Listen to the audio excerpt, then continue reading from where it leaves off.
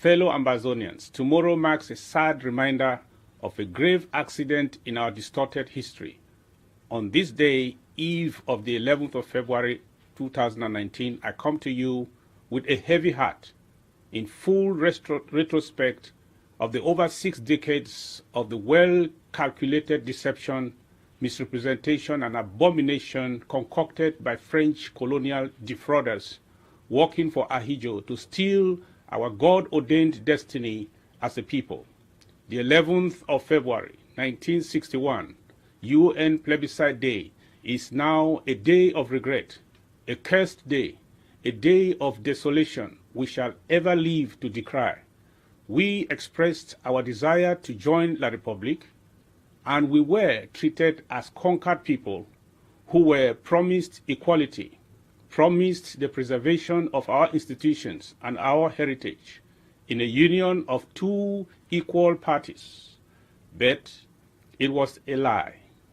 The United Nations Resolution 1608 detailing the process to actualize that desired union was fraudulently evaded by the constitutional bandits hired by the French colonial hegemony. Our resolve for freedom can never be overemphasized. As I speak to you right now, we are not only making history, we are rewriting our distorted antiquity from the recorded criminal deception that was intended to enslave the people of Ambazonia, nullify every trace of our heritage, hegemony, and originality, just to deprive us of the pride of our very own national sovereignty. Our ancestors were people of dignity and character who have been judged guilty of the sin of trusting domestic wolves to unite with their flock of sheep.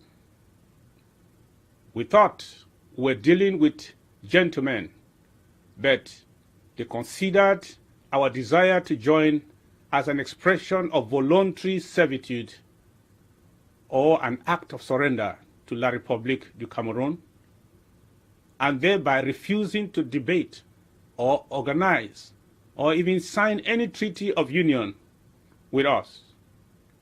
From then till this day, everything has been on a foundation of fraud. The Constitution was a fraud. The Federation was a fraud. The new nationality attributed to our people was a fraud. The form of state was a fraud. The change of name was a fraud. The adding of 1 star on their original flag was a fraud. The appearance of a bilingual, a bicultural, and a bijural state was a fraud. Even the celebration of this day as National Youth Day by La République is another great fraud, because the youths of La République have never been given a reason to commemorate this day, having hidden from them the fact that it was indeed the Southern Cameroon's Plebiscite Memorial Day. What an insult.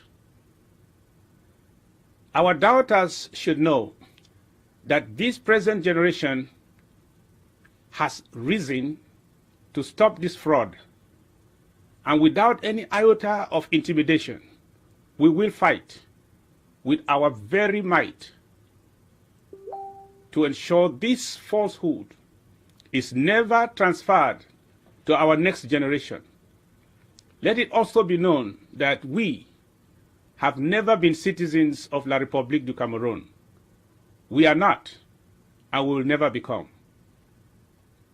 My dear people, fellow British Southern Cameroonians, talking about our youth of Ambazonia, who are the vanguards of our resistance, I want to say we are proud of you. We must empower you, systematically incorporate you into our structures, and give you the leverage to influence decisions concerning your destiny. I use this opportunity to salute all our valiant restoration forces, especially those who have paid the ultimate price. I want to challenge every youth in the diaspora to pair up with at least one fellow youth now in the trenches of our local government or refugee camps. Details of this program will be sent out soonest through your local government administration. I have also instructed the Office of the President to design a program for the youth to identify young talents, inspire them, encourage, and instill in them a true sense of patriotism for nation, and involve them more into community leadership. My dear compatriots, every Amazonian life lost in this senseless war declared on us by the ruthless regime of French Cameroon is not a life wasted. It is a sacred brick on which the foundation of our liberty is built. We will forever build a monument to carry the names of every falling child, man and woman who has been slain for asking for what is rightfully and legally ours.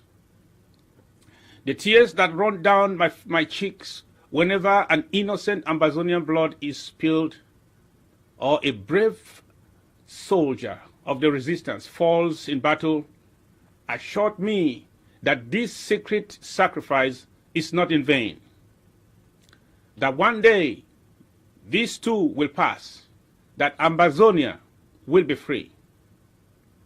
But we must ensure that our brave men and women who have voluntarily enlisted to defend homeland by putting their lives on the line go to battle knowing that we who are relatively safe in the diaspora can pay our own best price financially or materially to ensure our forces are well equipped.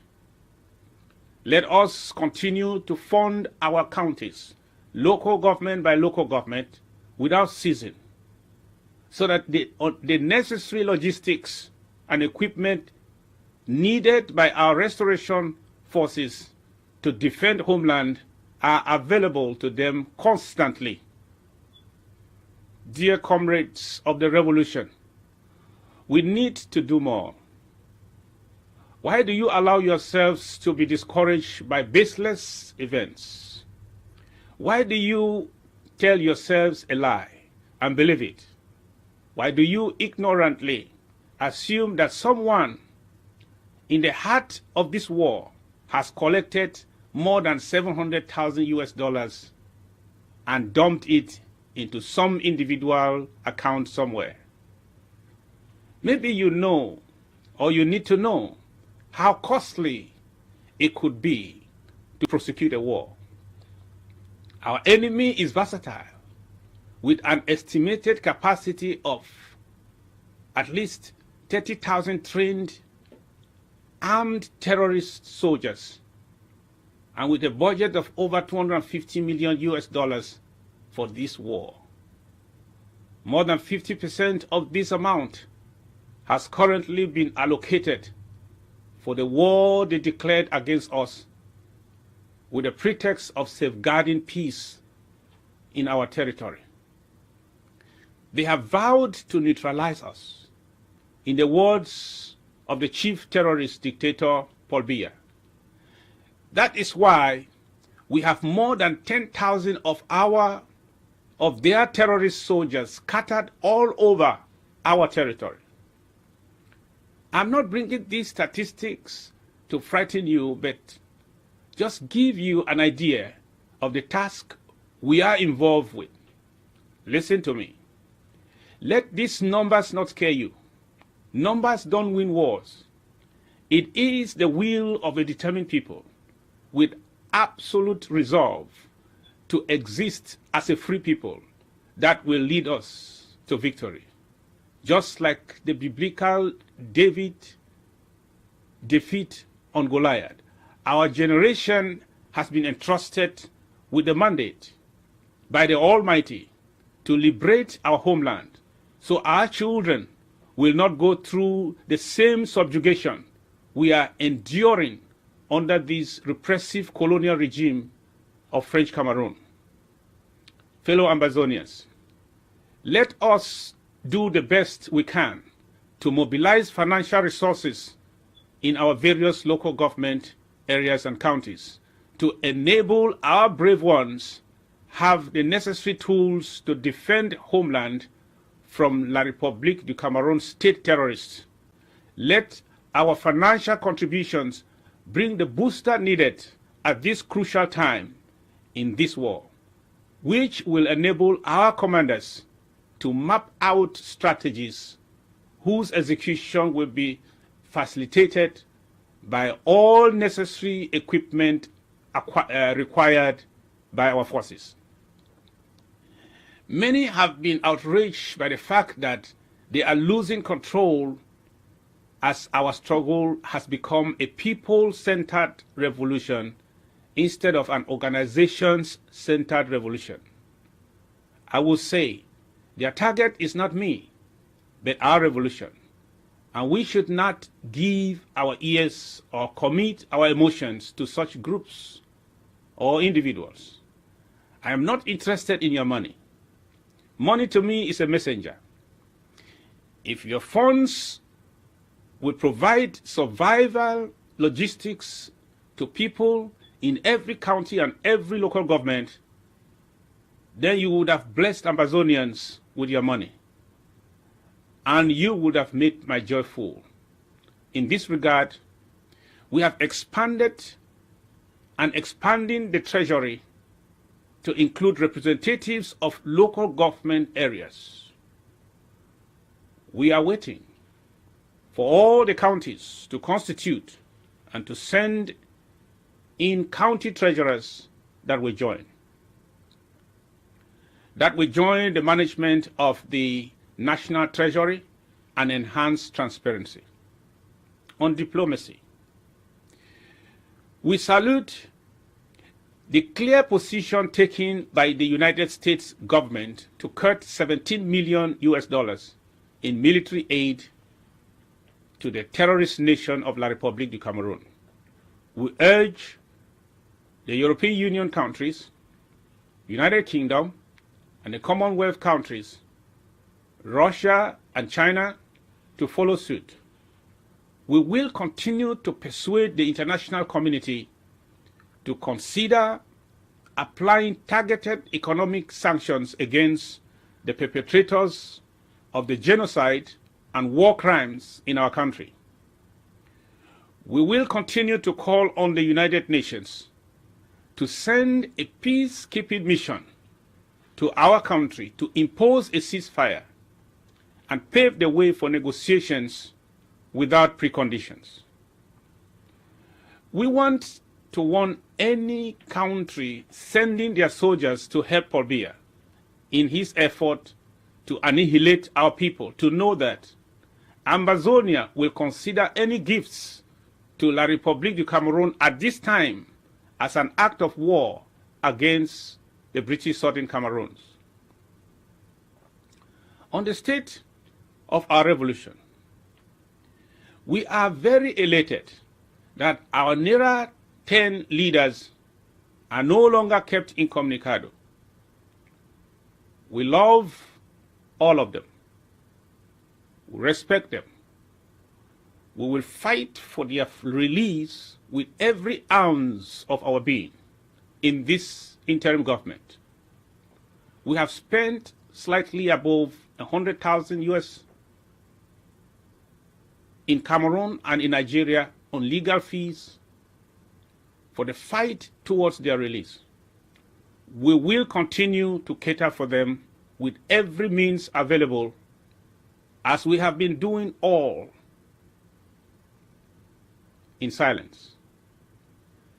Those who are trying desperately to create a rift between President SAKO and myself in the midst of our focus on our ground game amidst tangible diplomatic successes don't want a free SAKO. They want to bring down this revolution so his faith will be sealed by La République du Cameroon. As your acting president, I want to remind you that I did not campaign to join the interim government. I did not attend a single conclave to vie for a single position in the revolution. I enjoyed working hard for this revolution as an activist on the peripheries. His Excellency SAKO is the one person that brought me into the interim government from outside into the inside of the revolution. For that, I owe him gratitude as our father. Then I became your acting president again without any kind of political campaign. I served from within and from without willingly and readily, not knowing I was an inspiration to many until my nomination and subsequent election into office as acting president. As your acting president, I was not appointed, I was voted to act. I am therefore persuaded that because I did not fight to get here, why should I fight anyone to preserve myself here? Never. Hence, anyone fighting to push yours truly out of here is fighting against the hand that brought me here. I can proudly assert here and now that I am not a power monger. His Excellency SAKO Julius Tabe, even in captivity, is the president of the interim government of Ambazonia and an icon of this revolution. Nobody will take that office from him even after we secure his release and an eventual freedom of Ambazonia, except through a democratic process. As acting president, who took over office in the midst of uncertainties, I demonstrated loyalty to the flag and its leadership abducted and kept incommunicado for 11 months. You bear me witness. Even at a time when we're not sure if our president is yet alive or dead, again, we kept believing in hope against all hope, to fight without restraint, just to secure justice for him and for them. We will not be naive at this time to despise wise counsel from Mr. President where possible in detention. But there's one thing we will not do for the safety and the health of our revolution, not because we question anyone's mental soundness or intellectual capacity, not for any political calculation, but as a matter of governmental and constitutional principle. We will not allow policy decisions to be dictated by any one of our beloved warriors who is illegally held in captivity as a hostage or a prisoner. Not even in the confine or the confinement of the cruel Franco-Beti dungeons of Yaoundé, once beaten, twice shy. The days when I was an activist, I advocated in very strong terms that when a general is taken into captivity, he loses the authority to command the army. I was not in any attempt trying to secure powers then. But it was all for patriotic reasons. At that time, I didn't even dream to take any leadership position within this struggle. I said that, and I said what I said then because it was the right thing to say. And therefore, we unapologetically stand firm with this assertion today because it is the right thing to do for our nation, Ambazonia. His Excellency SAKO, it should be noted, agrees with me on this, as he told us, and I quote, "There can only be one captain in this boat, and that for now is the acting president. He consults with all of us, we advise him, he makes the final call, and we all back him up." End of quote.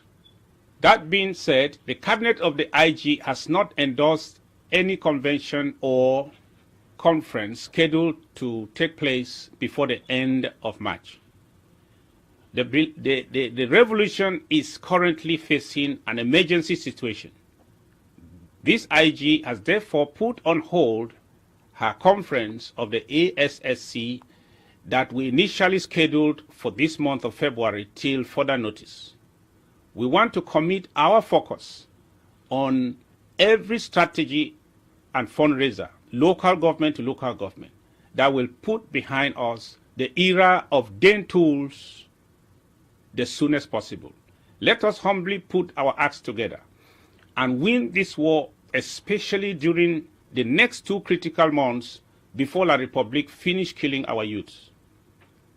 Secretary Chris's intention to resign has been widely objected to by the people of Ambazonia, from home and abroad. Some Restoration Council members, the overwhelming majority of the cabinet, and the entire IG. I therefore vehemently reject it as well. Secretary Chris, we adjure you to get back to work. There is no time to waste. Our people are bleeding as we speak. And as you ride on this journey of no return, take along these words. A warrior that has been diligent on the battlefield must never give up in the midst of a raging war. There are always tough times, regardless of what you do in anything in life. Be able to push through those times and maintain your ultimate goal. Stay in and fight for what is right for Ambazonia. How does resignation help us to get to Buea sooner than later?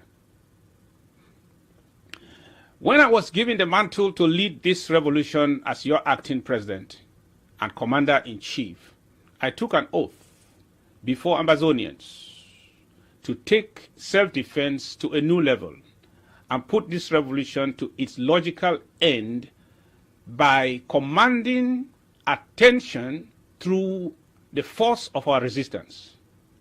Let every Ambazonian be rest assured that we will not blink in that responsibility, and we will not betray your confidence bestowed upon us.